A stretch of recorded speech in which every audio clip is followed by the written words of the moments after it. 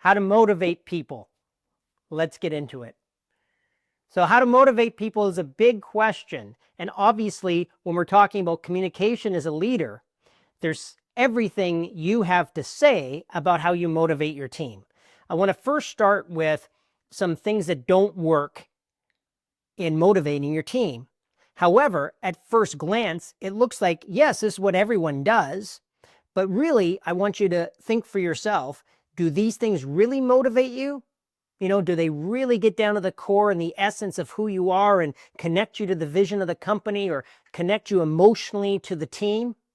And I would suggest probably not.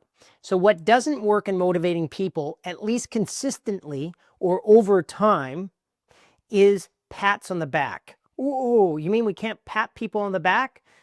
No, there is a place for patting on the back. I enjoy the occasional, way to go, Chad, right? That's the pat on the back. Way to go, good job. That can work, but I'm going to suggest to you it has very little to do with long-term motivation for your team as a leader. So instead of looking for just pat on the back, okay, you can start to actually communicate to your team what you appreciate about them. So let me say more about this. If I just come up to you on your shift or in your office or over our Zoom call, and I say, hey, Sue, really good job on that presentation. That's fine, right? That's a pat on the back. Again, I don't want a bunch of hate mail. So you can absolutely do that as a good leader. We want to be nice. We want to be motivational. We want to be friendly, fine.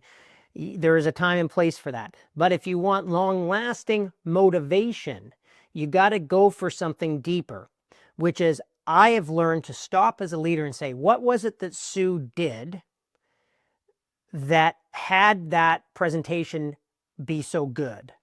A better way to say that is not what she did, but what was her commitment that had her do such a good job?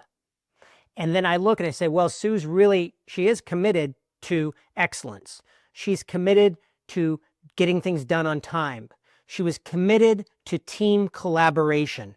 You see, she was committed to the success of the project. And that's what I want to give her a pat on the back for. That's what I want to say thank you for. That's what I want to acknowledge. I want her to understand that I noticed that she did that thing called a great presentation. But more importantly, Sue, I want to thank you for your commitment to the team. I want to thank you for your dedication to excellence. I want to thank you for working on this late into the night so that we as a team could present it tomorrow to, the customer. All of that just speaks so highly of who you are and your commitment to the success of the company. So thank you. What I'm distinguishing here and what I want to leave you with is the example of a pat in the back versus thoughtful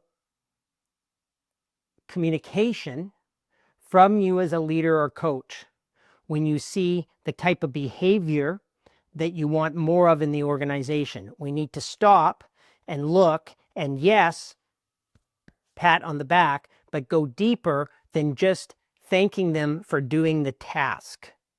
Thank you for doing a great presentation is, a 1 out of 10 on the level of keeping motivation up over time. If I can acknowledge Sue for her real commitment, that goes to a 9 out of 10 because she has the experience of having a coach or a leader or a manager around her or a colleague really experience her deep care and regard for what we're doing here as a team or as a company.